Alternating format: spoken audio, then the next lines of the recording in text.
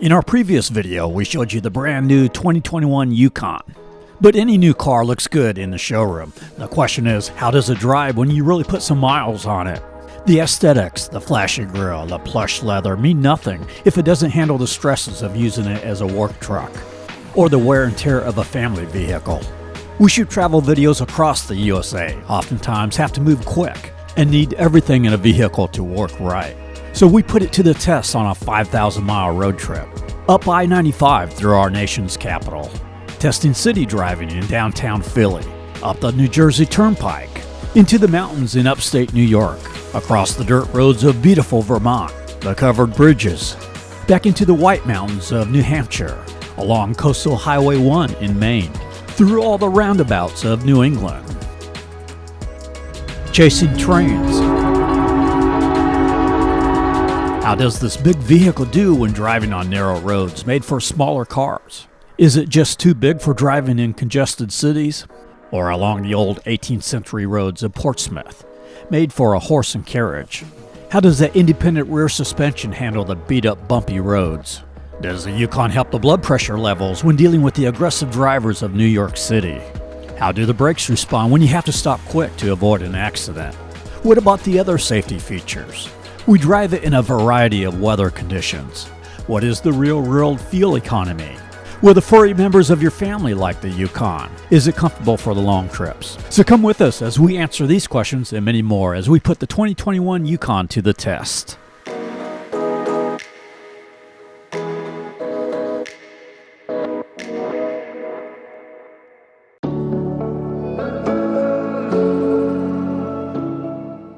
I'll just have to state right from the start that when taking a road trip across the USA, I can't think of a better vehicle to do it than in a 2021 GMC Yukon or Chevy Suburban Tahoe.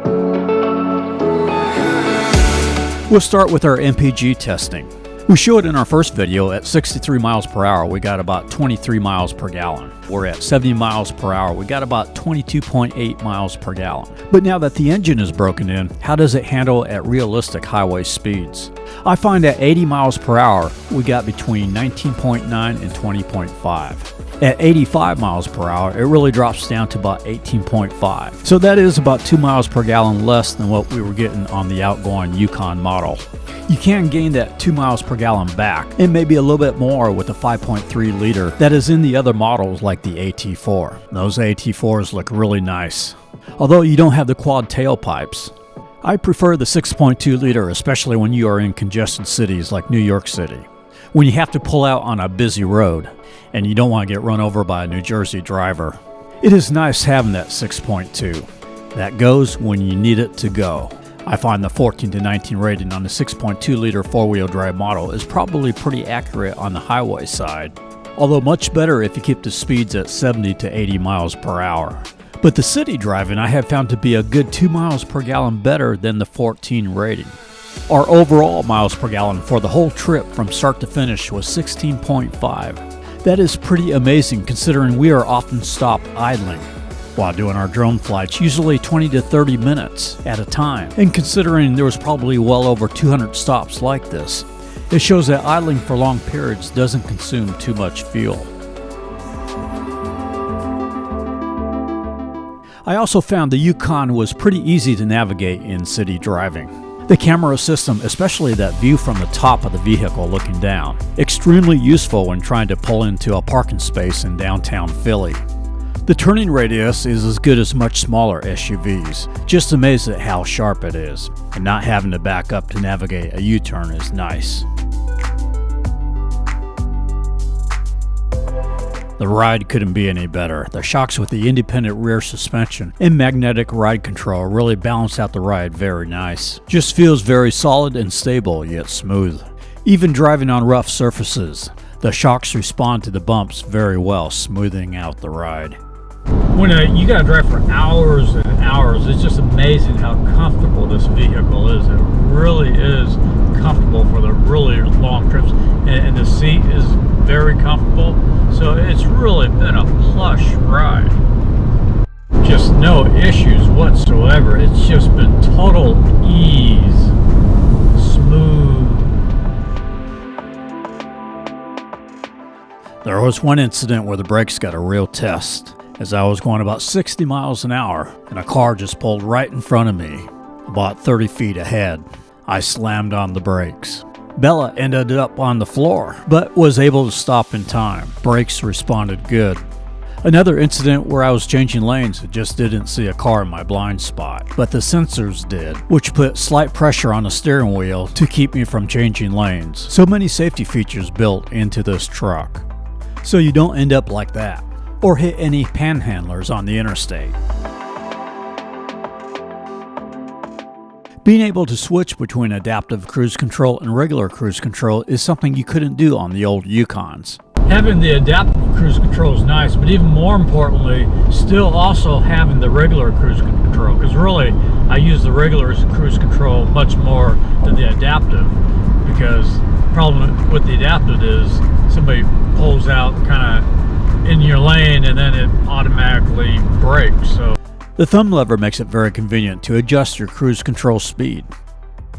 Speaking of speed, I really like how on the Driver Information Center, it always has the speed limit in the display. Not just one of the info screen pages, but it is part of the regular display. Same way with the temperature and the clock. I find that nice to always have those on display regardless of what info page you are on. What state am I in now? Oh, North Carolina. I can plug in my radar detector. The cargo capacity of the new Yukon is really as much as the old Yukon XL. I had a bike, a large cooler, all of our equipment and luggage, and probably could have put up one of the back seats and still have plenty of room.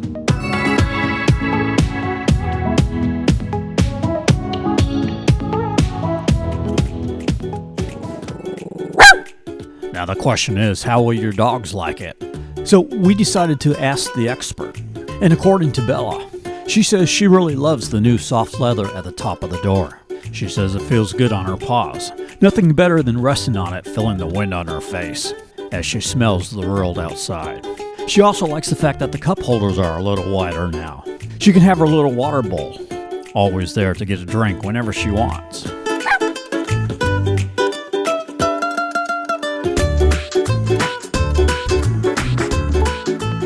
The power outlets worked great.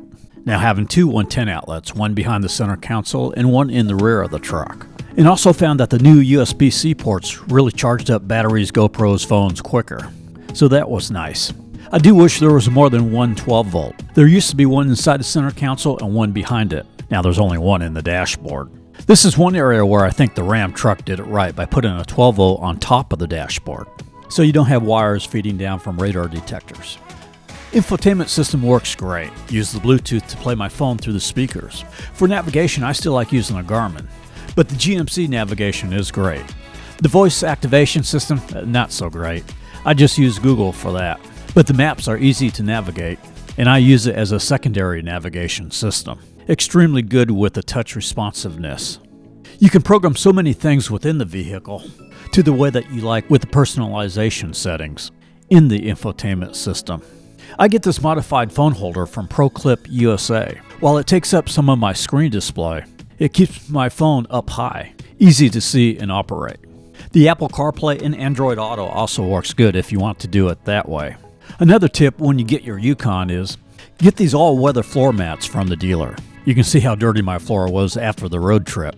But I easily popped them out, scrubbed them down in the bathtub, and now nice and clean again. If your dealer doesn't have them, you can get them from WeatherTech. So in summary, overall very pleased with the 2021 Yukon. After 6,000 miles, drove it through tropical rainstorms and the traction control works good. Everything worked as it should. All the weather stripping, interior pieces, engine, infotainment system, panoramic sunroof, all worked absolutely perfect. If you're in Florida and looking for a Yukon, go to Kelly Buick GMC in Bartow. George, Brandon, and the staff there will take care of you. We are Tampa Aerial Media. We shoot travel promos across the USA. Next week we will be posting our first New Hampshire video. Then 2 weeks later, the coastal Maine video. Subscribe to our channel to see more. Thank you for watching.